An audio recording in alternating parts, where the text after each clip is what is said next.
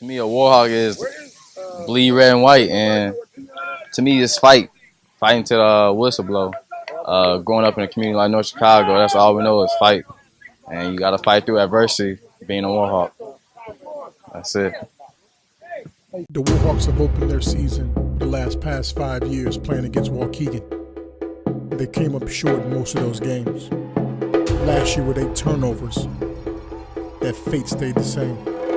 But this year, the Hawks look to change that narrative. Let's go get that. Let's go get it. Time to get paid. The Warhawks arrived at Wise Field at about 11:45, ready to play a 2 o'clock game and ready to hit and score fast. All the trimmings were laid out for a great game.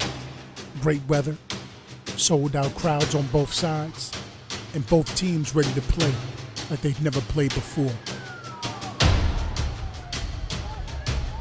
What y'all is? What y'all do? You the what? Football. For all levels? Varsity, yes. I am the team. Varsity. And y'all twins right here? Yeah, the ugliest twins. I know, right? Ugliest twins. What grade y'all in? Juniors. Dude. She's 11. Sophomore. Juniors.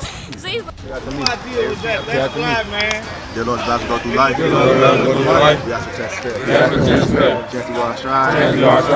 Chance to do it again. We should win.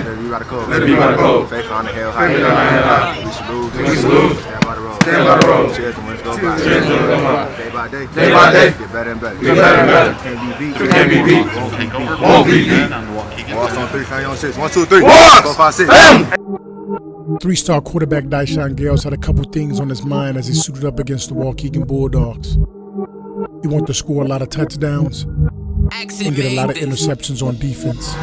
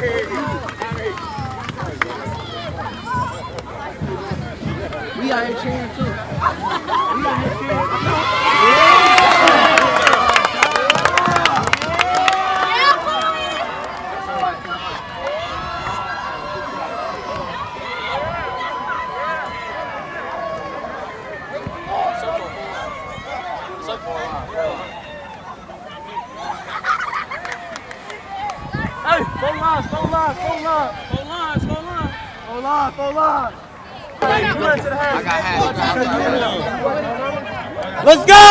Hey, come right inside the net. Help me to feel like Y'all too quiet. Help me to feel like fucking flex. Help me to feel like all day like I'm fish like I'm fish like I'm squad like I'm fish like what's that like? Whoa, whoa, whoa.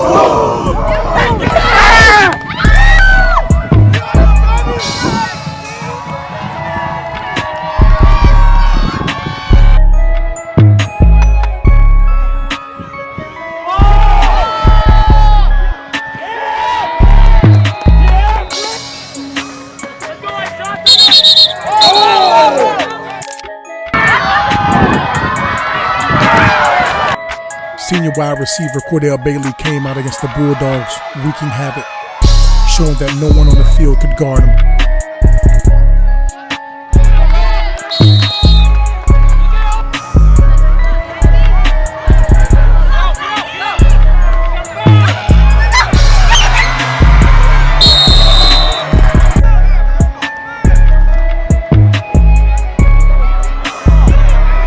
John Gales reined in a 15-yard quarterback keeper at halftime to put the Warhawks up 9-0 from a previous safety.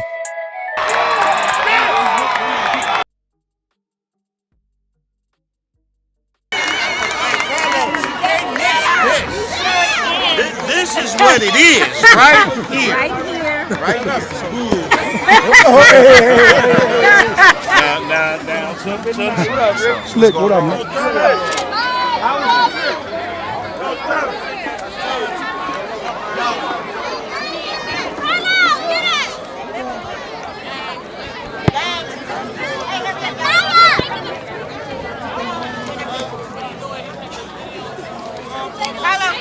Coach Patterson, the offensive coordinator, got together with a few other coaches to make some adjustments at halftime because he knew his offense should have been up way more points against these Bulldogs. hey, and I'm gonna tell you another thing too. If you're gonna attack anybody in the passing game, go at number 9 on the other side. He's out. Josh is in, and they got Josh is on the.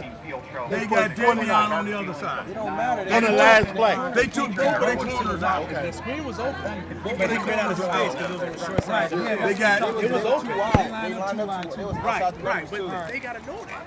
I know they do. I mean, But now the other thing is, if we motion that guy down, we can get that guy Ladies and seated. gentlemen, friends I and don't know how students, they we react proudly to it. present each life of an oh, you're talking about the Something practice outside. But see, now they're more conscious of us getting outside because now they shooting the A and B gap now.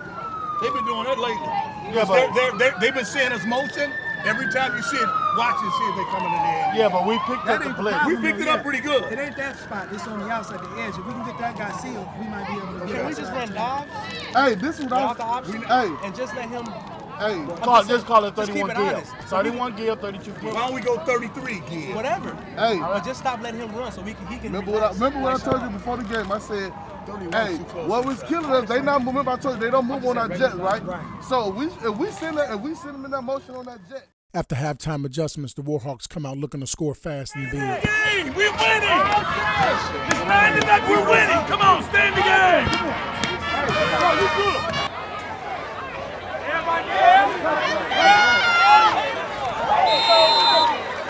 Vondaria scored a 73-yard touchdown from the backfield, but he was running so fast we couldn't get it on film. The Warhawks came out and took care of business, shutting out the Bulldogs 15-0 and getting their first victory of the year.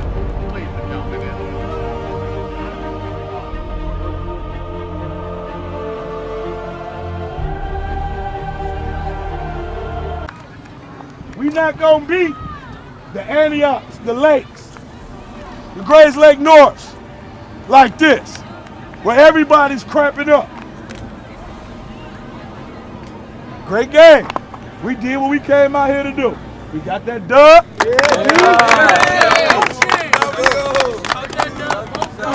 So, hey, we came out here and did what we were supposed to do, but we got a lot of work. All right? Go home. I'm serious. Go home. Take care of your bodies. The Warhawks have to go home and take care of their bodies and also get ready for next week against Chicago Robeson. Even though they beat this team last year, they can't go into the game lightly thinking that'll be an easy win. That's a recipe for disaster.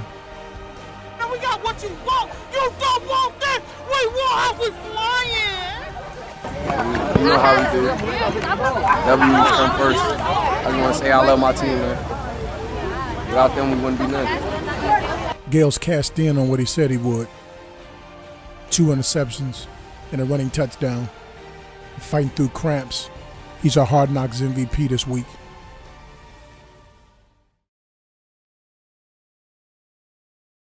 Staying disciplined, most definitely. Everybody just playing their position, doing their role, and effort.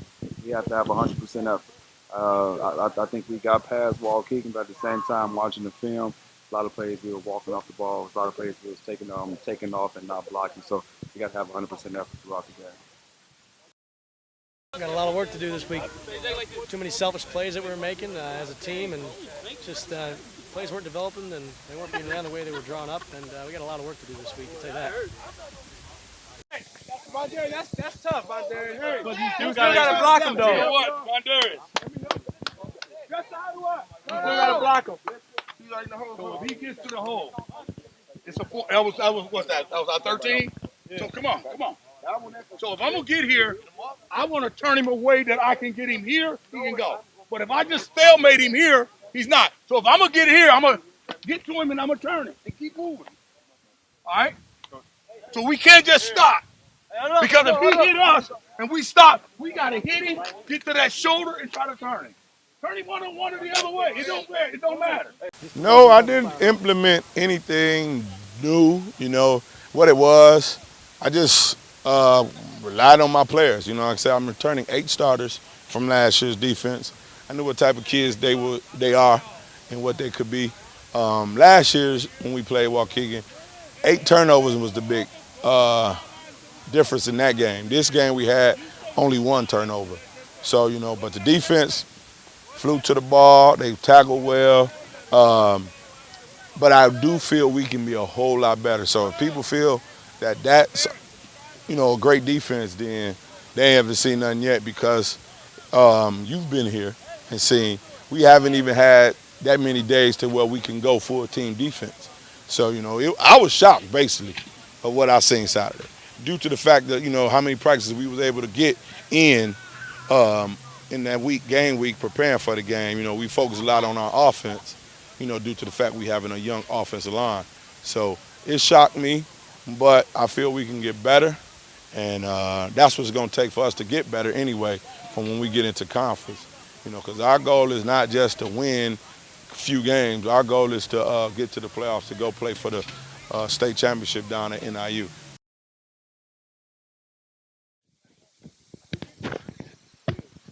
Come back to the ball because as soon as you standing there, the defender's gonna take the ball right from you. So make sure that you coming back to the ball. Make him look better. No. Freshman coach Jeremy Johnson knows exactly what it feels like to suit up in the red and white. Considering he's the youngest coach on the staff, he probably relates to the players a little differently than any other coach.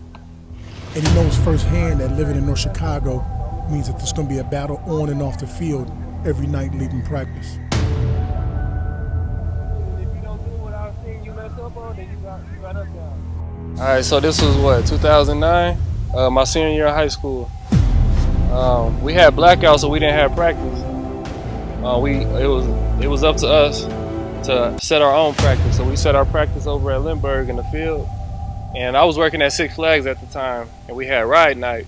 So I was probably getting home around almost 11 o'clock at night. But I ended up taking a detour, went to somebody else's house. I probably shouldn't have did that. I should have made my way home.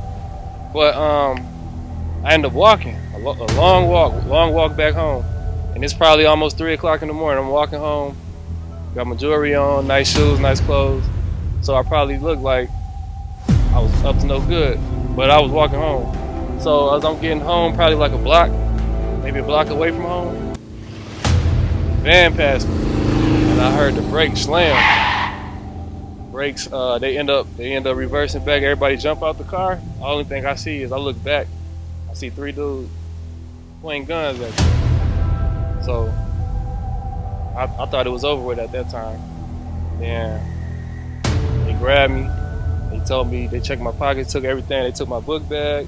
They took my phone. They was taking everything I had.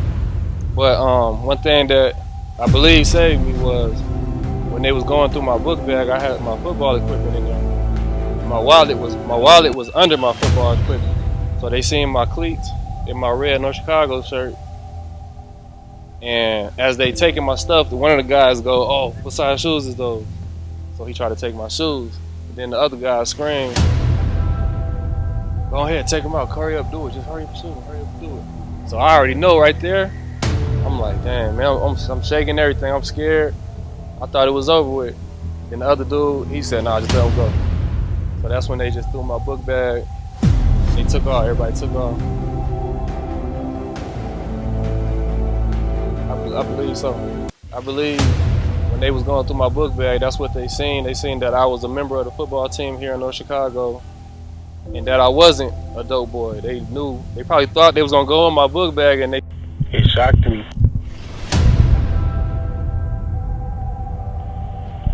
It shocked me. for a couple nights I couldn't really sleep. I mean, all I could think about is the dude yelling, shoot him, shoot him, shoot him. So, I really feel like North Chicago football changed my life. For a lot of reasons. I mean, all of our coaches were father figures. They always spoke the truth. They always told us what it was that we needed to survive in life. I really feel like who I am today because of North Chicago football.